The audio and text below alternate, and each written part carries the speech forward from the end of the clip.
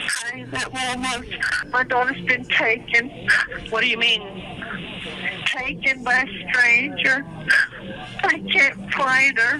I had a bad feeling about him. He was giving my 8-year-old too much attention.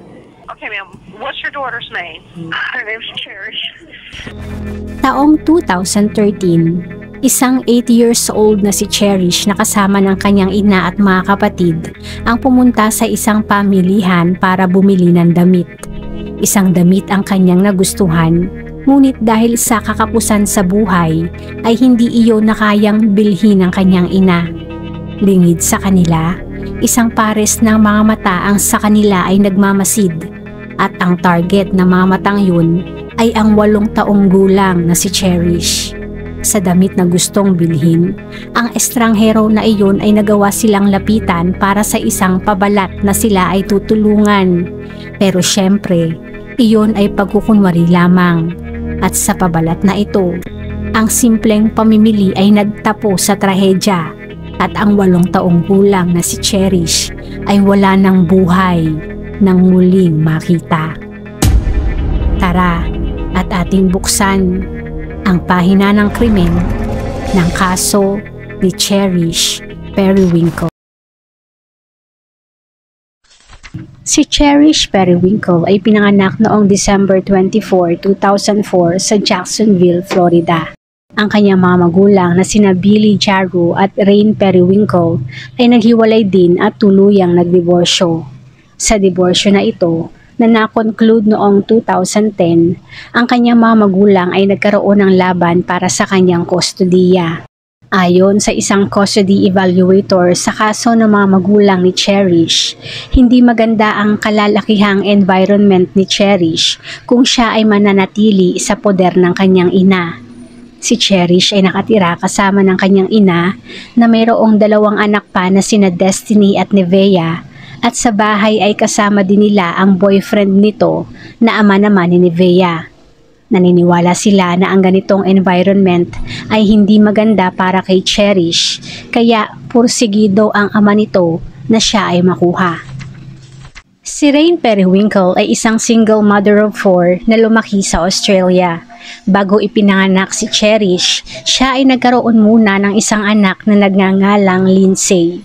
Noong si Lindsay ay 10 taong gulang pa lamang, si Rain o kilala bilang si Kimberly Hoy bilang kanyang tunay na pangalan ay tumungo ng Amerika at iniwanan si Lindsay sa mga kamag-anakan. Dito na niya binago ang kanyang pangalan bilang Rain Periwinkle at nagkaroon pa ng 3 anak na sina Cherish, Destiny at Nevea. Ayon sa mga kamag-anak ni Rain, siya ay hindi isang mabuting ina sa kanyang mga anak, higit lalo nang iniwan niya si Lindsay at tumungo ng Amerika ng mag-isa.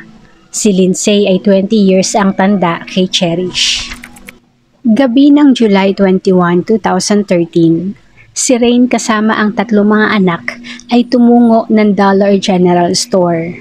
Bilang sila ay wala namang sasakyan, ang 4 ay naglakad lamang at tinahak ang 20-minute walk na daan patungo sa tindahan. Sila ay nakarating doon bandang alas 7:30 ng gabi at sinimula ng kuhanin ang mga gustong bilhin.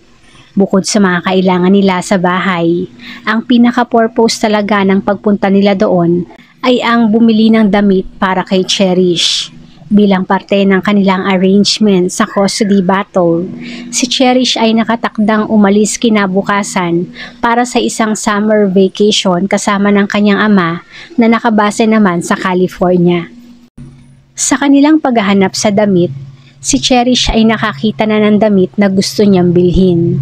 Ang damit ay walang tag kaya sila ay pumunta sa cashier para i-check ang price nito, ngunit sa kasamaang palad, ang presyo ng damit ay medyo out of budget para kay Rain. Bilang si Rain ay isang single mother, ang bawat sentimo ay mahalaga, kaya labag man sa kanyang kalooban, maging sa kagustuhan ng anak niya, wala siyang choice kundi ibalik ang damit.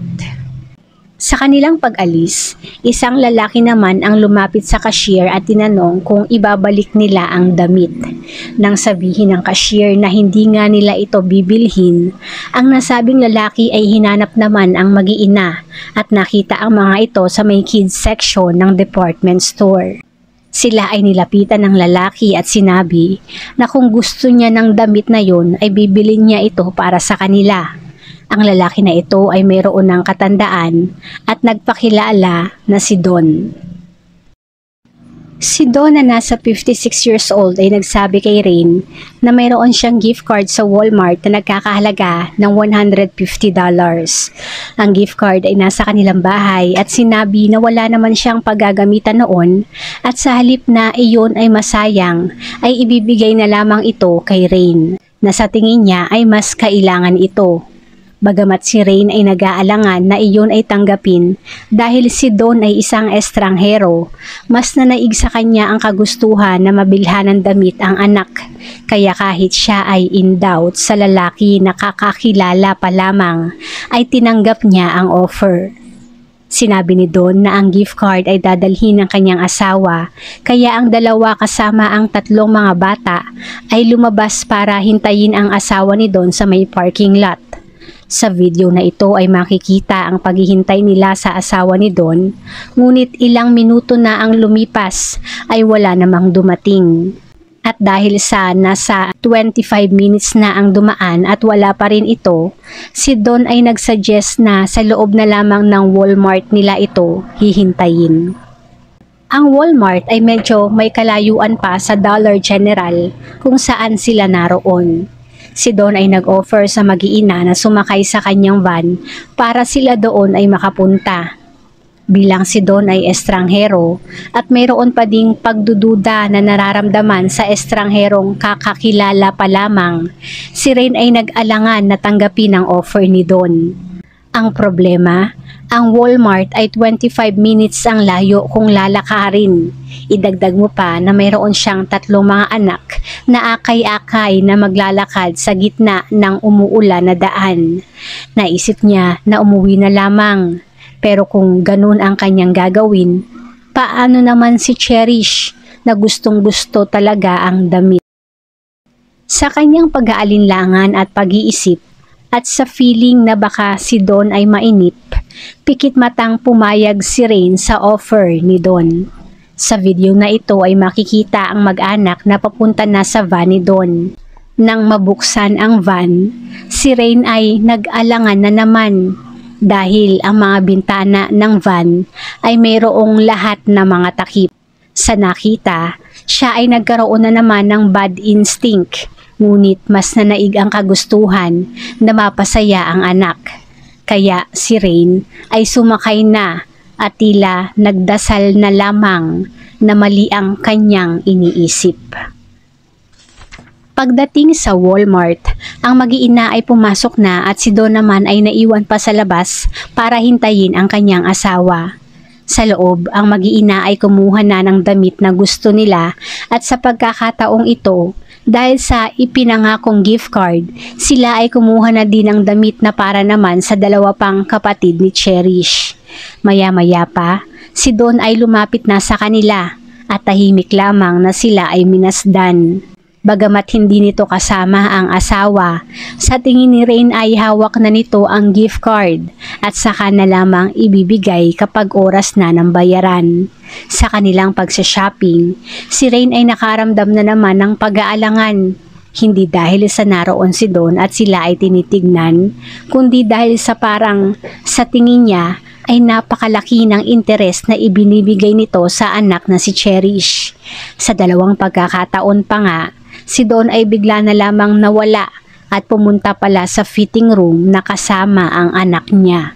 Bagamat tila mayroon na sa kanyang bumubulong na mayroong something wrong, siya ay nanahimik na lamang sa pangamba na magalit din si Don at hindi na ibigay ang gift card. Ang isipin din na si Cherish ay malulungkot na naman dahil sa hindi na naman ito nakuha ang damit na gusto niya ay dumagdag pa sa kanyang alalahanin. Kaya kahit may pangamba sa pakiramdam ay isinantabi na niya lamang. Sa kanilang pagsashopping, nalaman ni Don na ang mag-ina ay hindi pa pala kumakain. Dahil dito, si Don ay nag-alok na pumunta ng McDonald's para ibili sila ng pagkain. Ang McDonald's ay nasa loob lamang ng Walmart, kaya ang alok ay tinanggap na din ni Rain. Si Don ay umalis na at tumungo sa McDo, pero nang siya ay umalis, ay nakabuntot pala si Cherish. Sa video na ito ay makikita si Don at Cherish na paalis. Kung susuriin ay wala namang something na alarming. Sila ay mapagkakamala na isang maglolo na nagsha-shopping lamang. Walang nangyaring pilitan, hilahan o anuman. At si Cherish ay kusang sumusunod sa estrangherong kakakilala pa lamang. Dito ay nakita na sila na lumabas ng mall, diretso sa parking lot kung saan nakapark ang van. Matapos ng halos 1.5 oras, isang announcement sa Walmart na nagsasabi sa mga customers na malapit na silang magsara. Nang marinig ang announcement na ito, si Rain ay nagsimula ng magpanik at walang habas na tumungo sa bawat parte ng Walmart para hanapin si Don at Cherish. Siya ay tumungo din sa McDonald's at nakita na iyon ay sarado na. Siya ay nakaramdam ng higit na kaba at pangamba at tumungo naman sa parking lot para puntahan ang van. Ngunit nang iyon ay hindi na niya doon natagpuan, pakiramdam niya ang buong mundo ay kanyang naging tangan. Jackson 911 Robinson. Hi, I'm at Walmart. I'm in traffic. Been taken. What do you mean? Taken by a stranger. I can't find her. Okay, and she was last seen with this man? Yes, he said he was going to McDonald's and he hasn't been there because the store is closed right now. He said his name is Dawn.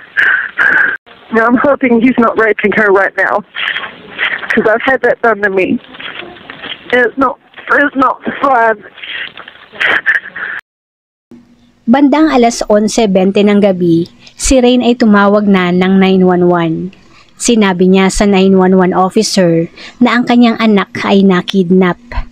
Maya-maya pa ay dumating na ang mga officer para siya ay tulungan sa paghahanap, ngunit ang mga responding officers naman ay tila hindi siya pinaniwalaan. Ayon sa isang source, ang tingin ng mga responding officers, ang pagkawala ni Cherish ay palabas lamang ni Rain at ito ay itinatago lamang dahil sa kanilang ongoing na custody battle ng ama nito. Dahil dito, ang mga officers ay nag-file lamang ng missing person at hindi abduction, kaya sila ay hindi agad umaksyon. At 6 na oras muna ang lumipas bago sila nakumbinsi na umaksyon. Kalaunan, matapos na malaman ang nangyari kay Cherish, ang mga responding officers na ito ay sinibak sa pwesto dahil napatunayan na sila ay nagkaroon ng kakulangan on their end. Sa nakuhang CCTV footage sa Walmart ay todo effort na ngayon ang mga otoridad na hanapin si Don at Cherish. Soon enough, ang image ng van at ni Don ay inrelease sa ibang mga kapulisan at sa general public. Bandang alas 9 ng kasunod na umaga, isang van na tugma sa deskripsyon ng sospek ang nakita at matapos na ito ay habulin, ay nagawa nilang ma-corner at palabasin ang driver, kung saan iyon nga ay si Don. Si Don ay basang-basa ang pantalon at nang tanungin kung ano ang ginawa niya bago ang umaga na yon, sinabi niya na siya ay basa sa pawis matapos ang isang gabi ng paghitit kasama ng mga prostitutes. Dahil sa sinabing paggamit ng droga, siya ay agad naman na inaresto. Isang tawag naman ang natanggap ng mga otoridad mula sa isang concerned citizen. Hi, we're calling about a suspicious van over here, a white van. It was parked behind some bushes. It's not there anymore, but we don't know if he dumped anything because we heard a girl just got abducted from Walmart. Ang mga otoridad ay tumungo sa lugar na sinabi ng caller at kasama ng cadaver dogs matapos ng ilang minutong paghahanap. Sa ilalim ng isang troso sa sapa ay natagpuan ang brutal na katawan ni Cherish. Sa ginawang autopsy, ang katawan ni Cherish ay walang kaabog-abog na pinagsamantalahan ng ilang ulit na sa sobrang paggamit ay hindi na recognizable pa ang kanyang pagkababae. Mayroon ding seminal fluid na nakita sa 3 bahagi ng kanyang katawan na kalaunan ay nagmatch sa suspect na si Don. Mayroong blunt force trauma to the head at ilang defensive wounds at ang cause of death ay strangulation. Sa parte naman ng examination kay Don, ang kanyang katawan ay mayroong traces ng DNA naman ni Cherish. Sa mga ebidensya na nakuha, walang kaduda-duda na si Don ang salarin at agad na kinasuhan ng kidnapping, sexual assault at murder kay Cherish Periwinkle. Sa ginawang investigasyon, ang suspect na si Don ay kinilala bilang si Donald Smith. Siya ay mayroon palang nakakalulang criminal history na nagsimula pa noong 1970s. Ang kanyang arrest record na nakuha ng mga otoridad ay overwhelming at ilan sa mga ito ay attempted abduction, lewd and lascivious acts in minors at robbery. Ayon sa doktor na nag-examine kay Don, siya ay nagkaroon ng awareness pagdating sa sex sa edad lamang na 5 taon. Nang siya ay 9 na taong gulang naman, siya ay nagkaroon ng extreme head injury na maaaring nagbigay ng behavioral issue sa kanya. Sa mga krimen na ito, siya ay ilang beses nang nakulong at 3 weeks bago ang ginawang abduction, siya ay kakalaya lamang. Ang kanyang asawa na sinabing magdadala ng gift card ay kanyang gawa-gawa lamang. At ang tanging babae sa kanyang buhay na kasama niya sa kanyang bahay ay ang kanyang nanay. Ang ina ni Don ay madalas niyang makausap sa phone while awaiting trial. Sa isang pag-uusap nga nila na na-record ng pulisya, sinabi niya sa kanyang ina ang nangyari ng gabing yon.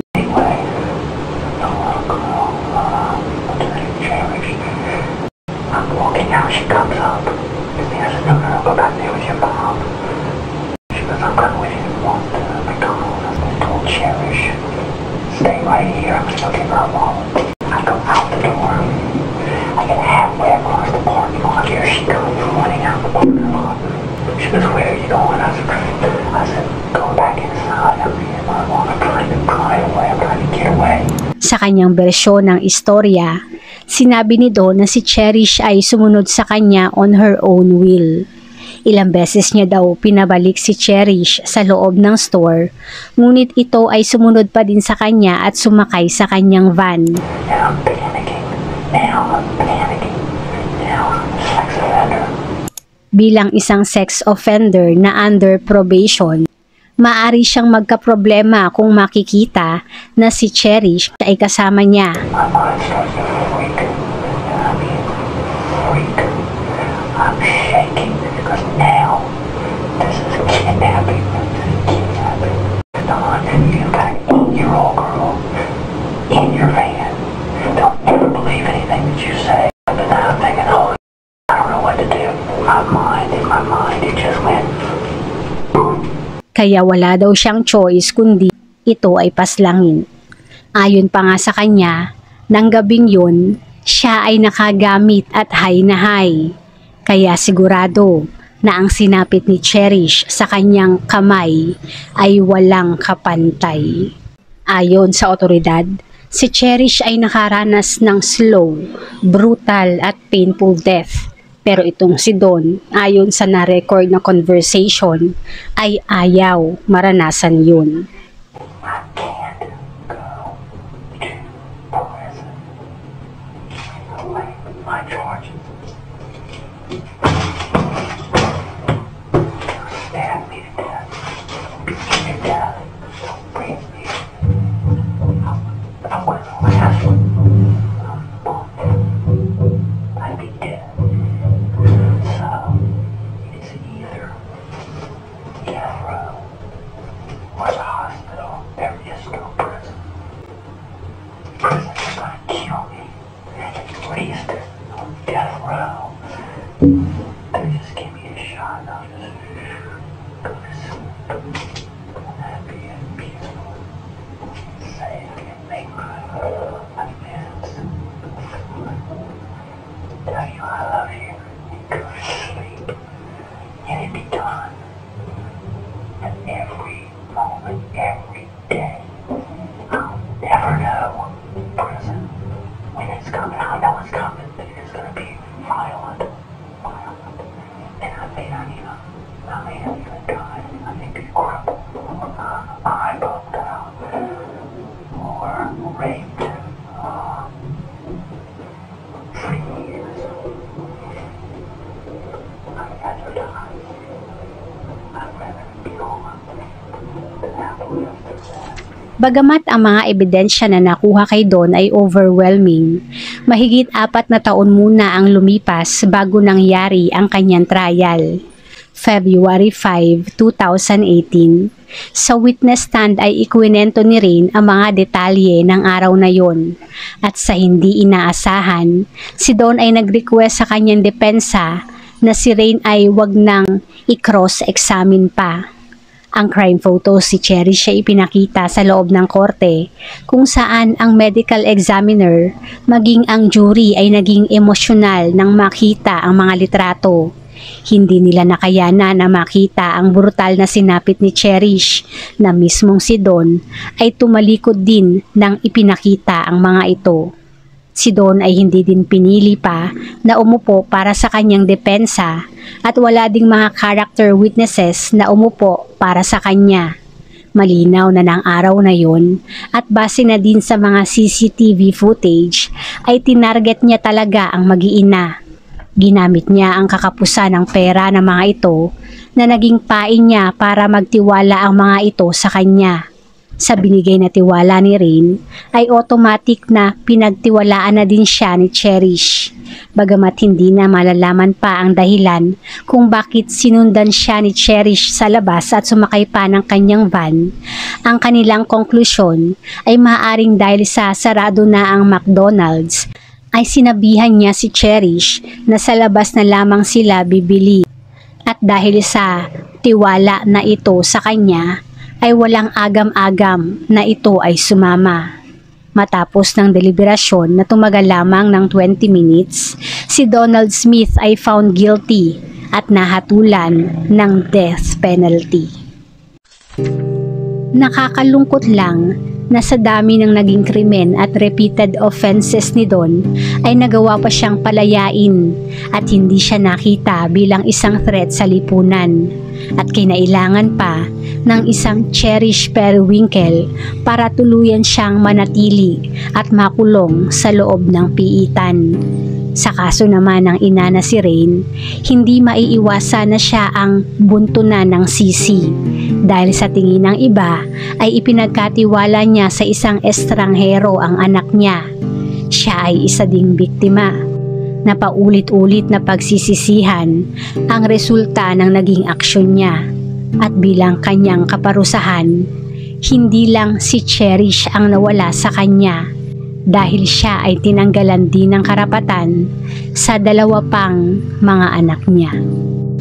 Taong 2017, sina Destiny at Nevaeh ay napunta sa pangangalaga ng kanyang kapatid na nakabase sa Australia.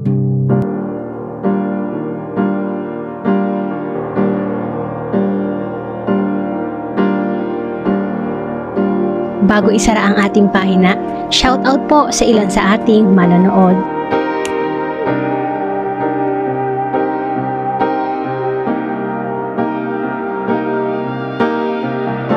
Salamat po!